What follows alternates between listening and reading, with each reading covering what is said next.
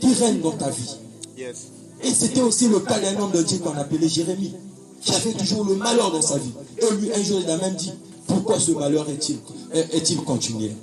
Amen. Alors, regardez maintenant ce qui s'est passé. C'est le point que j'aimerais partager à l'église. Amen. Il y a un seul point seulement que j'aimerais partager pour sortir dans le malheur.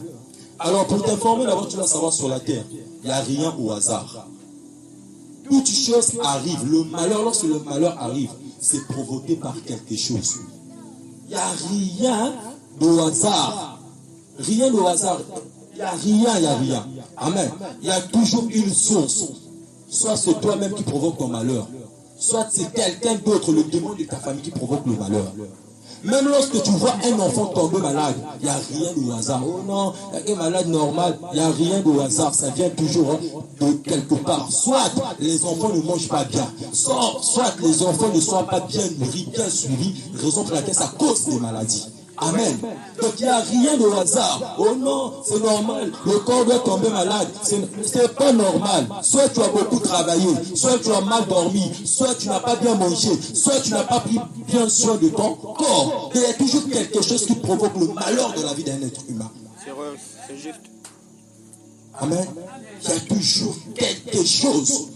Donc soit ça vient de ton entourage, soit ça vient de ta famille, soit ça vient de quelque part. Il y a toujours quelque part qui attire le malheur. La nature n'attire pas le malheur. Il n'y a pas le hasard. Le hasard n'existe pas.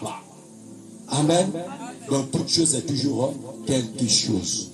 Alors est-ce que ces hommes-là ont cherché, ont dépensé de l'argent, ont jeté tout ce qu'ils avaient? Il n'y avait pas toujours la solution. Alors ces hommes ont compris. C'est ce que j'aimerais dire à quelqu'un. C'est le point que j'aimerais donner à quelqu'un. Vous savez, dans la vie, lorsque vous fournissez des efforts, lorsque vous cherchez à gauche, lorsque vous cherchez à droite, lorsque vous faites tout ce qu'il faut faire et il n'y a pas de solution, dans la vie, il faut savoir s'arrêter. Amen. Il faut savoir s'arrêter. Parce qu'en voulant toi aller de l'avant, tu vas perdre. En voulant toi aussi reculer, tu vas perdre. Mais à un moment, il faut savoir s'arrêter. Quand tu t'arrêtes, je te pose maintenant des questions. Amen. Est-ce que quelqu'un... C'est le point que j'aimerais donner à quelqu'un. Il faut savoir s'arrêter dans la vie. Il ne faut pas seulement aller droit. Parce que si tu vas seulement droit, tu vas te foncer dans le noir. Amen. Et tu peux perdre la vie. Lorsque le malheur arrive, il faut savoir s'arrêter, te poser la question. C'est ce que ces hommes-là ont fait. Ils ont fait tout ce qu'il fallait faire. Ils ont jeté, ils ont fourni des efforts. Il n'y avait pas la solution. Mais la Bible déclare, ils se sont arrêtés. Ils ont dit, venez et tirons au sort. Amen. Pour savoir d'où nous vient ce malheur. Dans la vie, il faut savoir s'arrêter et te poser des questions. Mais les questions, comment s'arrêter? On ne s'arrête pas physiquement comme ça. Amen. On s'arrête où? C'est dans la prière. Amen. Et pendant qu'on s'arrête dans la prière, pendant qu'on s'arrête, on ne consulte pas n'importe qui. Il y a beaucoup de gens qui s'arrêtent aussi pour se poser des questions. Mais pourquoi on va passer? Pourquoi on va pas? Mais quand tu t'arrêtes en te posant aussi des questions, tu n'auras pas de solution. Amen. Quand tu t'arrêtes en allant consulter les hommes pour leur dire, regarde les épreuves que je suis en train de faire, tu n'auras pas de solution. Mais il faut s'arrêter dans la présence de Dieu et poser Dieu la question. Pourquoi ce malheur est-il continuel? Pourquoi je vis ceci? Et pourquoi je suis dans les problèmes? Pourquoi les problèmes ne finissent pas? Il faut savoir s'arrêter. L'enfant a le palu. Tu achètes les médicaments, tu fais tout ce qu'il fait, ça ne marche pas. Il faut savoir s'arrêter et interroger Dieu. Mais Dieu, je ne comprends pas. Et pourtant je prie, et pourtant je donne les médicaments. Mais l'enfant, la santé de l'enfant est toujours instable. Qu'est-ce qui ne marche pas? Qu'est-ce qui ne marche pas? Amen. Il faut savoir s'arrêter et poser des questions. Quand tu poses Dieu la question, Dieu te répond. Et c'est ce que ces hommes ont fait à l'homme de Dieu. Ils se sont arrêtés. Malgré les efforts qu'ils ont fournis, ils ont commencé à jeter les choses. Ils ont commencé à se paniquer. Ils ont fait tout ce qu'il fallait. Il n'y avait pas de solution. Mais ils ont compris. La solution vient de Dieu. Ils ont appelé Jonas. La Bible déclare, Ce Jonas qui leur attirait le malheur, il était au fond en train de dormir. Les autres étaient dans les inquiétudes. Les autres étaient en train de se paniquer pour chercher comment survivre à cette situation. Mais la Bible déclare, Jonas était en train de dormir. Amen. C'est comme toi dans ta vie. D'où te viennent tes malheurs? D'où vient ton malheur? Parfois, la personne qui est à l'origine de tes malheurs, il est paisiblement chez lui. Il est en train de dormir. Toi, pendant que tu souffres, ce n'est pas son problème. Lui, il dort. Lui, il roule carrosse. Lui, il fait tout ce qu'il faut. Mais toi, tu souffres. Amen. C'était ce que Jonas faisait. Mais ces choses-là avaient compris. On doit déranger tout le monde. Ces choses-là sont rapprochées de Jonas. Ils vont dire à Jonas, pourquoi tu dors pendant que nous sommes en train de crever? Viens, consulte aussi ton Dieu. Peut-être ton Dieu va nous répondre et nous saurons d'où nous vient ce malheur. J'aimerais dire à quelqu'un, peu importe les épreuves que tu traverses, peu importe le malheur que tu traverses, tu dois savoir s'arrêter sur Dieu et non sur les hommes. Tu dois savoir s'arrêter sur Dieu et non sur la nature. J'aimerais t'informer, le hasard n'existe pas. Le hasard n'existe pas. Toute chose qui te vient comme malheur, il y a toujours une source. Ça vient de quelque part. Mais toi, si tu continues d'avancer, tu vas tomber. Si tu continues d'avancer, tu vas tomber. Mais il faut savoir s'arrêter sur Dieu. Il faut savoir s'arrêter sur Dieu et interroger Dieu. Alléluia. La Bible me dit à chaque fois que Moïse était en train de conduire les enfants d'Israël. À un moment, lorsque Moïse n'arrivait plus, Moïse laissait les enfants d'Israël. Il partait consulter Dieu. Amen. Il partait poser Dieu les questions. Et lorsqu'il revenait, il avait toujours la solution. Est-ce que quelqu'un comprend? Donc la solution que tu cherches, les questions que tu dois te poser, c'est à Dieu que tu dois poser ces questions. Mon Dieu, c'est toi qui m'as créé. C'est toi qui as dit, les projets que tu as formés pour nous, ce sont des projets de bonheur. Mais pourquoi je souffre? Pourquoi il y a le malheur? Pourquoi je suis célibataire? Pourquoi je suis dans le chômage? Pourquoi? Et Dieu va te répondre. Je te dirai certainement, parce que tu n'as pas un CV. Amen. Il y a de ces gens sur la terre, leur propre malheur, c'est eux-mêmes qui sont en train de causer. Tu veux travailler, mais tu n'as pas un CV. Tu veux travailler, mais tu n'as pas un métier. Tu veux travailler, mais tu restes à la maison. Comment Dieu te bénira? C'est toi-même qui es en train de créer ton malheur. Amen. Il y a des gens, c'est son malheur à l'école, c'est lui-même. Tu veux aller à une classe supérieure, tu veux aller à une autre classe, mais c'est toi qui n'étudies pas. Tu ne lis pas, tu fais rien. Mais comment tu veux aller? Comment tu veux prospérer? Amen. Il y a de ces gens sur la terre, ils sont les premières personnes à accuser des sorciers. Il y a que Noki, il y a que Oncle la Bettina. Mais en réalité, toi-même, tu ne fournis pas des efforts. En réalité, c'est toi-même qui attire le malheur dans ta vie.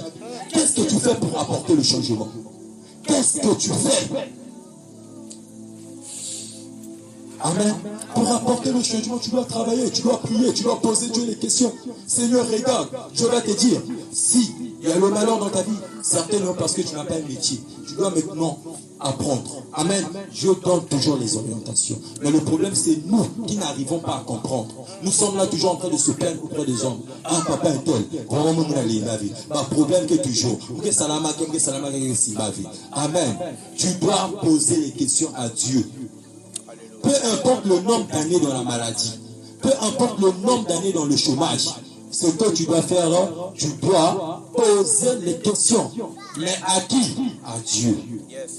Et la Bible déclare, ils se sont arrêtés. Amen. Ils ont appelé Jonas. Ils ont commencé à interroger Dieu. Ils ont commencé à tirer au sort. Et Dieu l'a révélé. Dieu leur a répondu. Dieu va leur dire, la personne qui vous attire le malheur, c'est Jonas. Amen. Et il va leur dire, la personne qui vous attire le malheur, c'est Jonas. Aujourd'hui, même dans l'église de l'homme de Dieu, les gens sont maintenant focalisés. Tous les jours, ils sont là, en train de combattre les démons. Je chasse, je te chasse, je te chasse, je te chasse. Mais, est-ce que, vous savez une chose, on ne se bat pas pour le plaisir de se battre. Il y a beaucoup de gens qui ne sont plus exaucés, c'est à cause de ces choses. Il y a beaucoup de gens qui continuent à souffrir, c'est à cause de ces choses. Parce que vous ne savez pas contre qui vous êtes en train de se battre. Vous ne savez pas qui est votre adversaire. Lorsqu'on dit envoie le feu, tu envoies le feu. Donc tu envoies seulement l'air, tu envoies le feu, tu envoies le feu. Mais tu ne sais même pas à qui tu envoies le feu. Je te chasse, tu ne sais même pas qui tu chasses, tu ne sais même pas. Dans la vie, il faut savoir s'arrêter. Seigneur, je souffre. Qui est à l'origine de mes problèmes? Je vais te montrer. Et là, le combat sera équitable. Je vais te montrer. Oh, au nom de Jésus, car toute la vie en moi. Et là, le combat sera équitable. Mais aujourd'hui, dans les églises, on est en train de nous apprendre seulement à chasser. C'est bien. Mais tu dois savoir contre qui tu es en train de combattre. Très important. Contre qui tu es en train de combattre. Et c'est l'horreur que nous sommes en train de faire. Raison pour laquelle les démons ne sont pas exaucés. Même tu es là, s'il entend te plaire, mais peut-tu aider?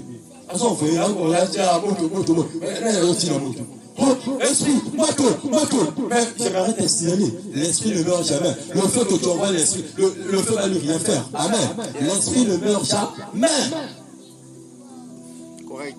Et tout tu envoies, le feu. Ça, maintenant, je pense même à peut-tu aider? Amen. Donc tu dois savoir contre qui tu es en train de te battre. Tu as la connaissance, c'est le palu. Là maintenant tu peux bien prier. Seigneur, j'ai le palu. Maintenant tu prends l'autorité, tu fais tout ce qu'il faut. Mais quand tu ne connais pas contre qui tu te bats, tu ne peux pas remporter la victoire. Amen. C'est ce que ces hommes ont fait. Ils ont essayé tout ce qu'il fallait faire, mais ils n'avaient pas la solution parce qu'ils ne savaient pas à qui ils avaient affaire. Le problème avec toi, parce que tu ne sais pas à qui tu as affaire. Tu ne connais pas qui menace ta vie. Tu ne connais pas qui est à l'origine de tes souffrances. C'est là où il n'y a toujours pas de solution. Et ces hommes ont compris. Il fallait qu'ils s'arrêtent. On va interroger Dieu. On va demander à Dieu. Dieu doit nous montrer qui nous attire le malheur. Et lorsqu'on saura, le combat sera équitable. Le combat sera équitable. Amen. Et ils ont interrogé Dieu. Dieu leur a répondu. Dieu leur a dit, la personne qui vous attire le malheur, c'est Jonas. Qui est le Jonas de ta vie? Qui est le Jonas de ta vie? Tant que tu n'as pas la maîtrise du Jonas de ta vie, tous les combats que tu fais sont en vain. Tu cries, c'est en vain. Parce que tu ne maîtrises pas le Jonas de ta vie.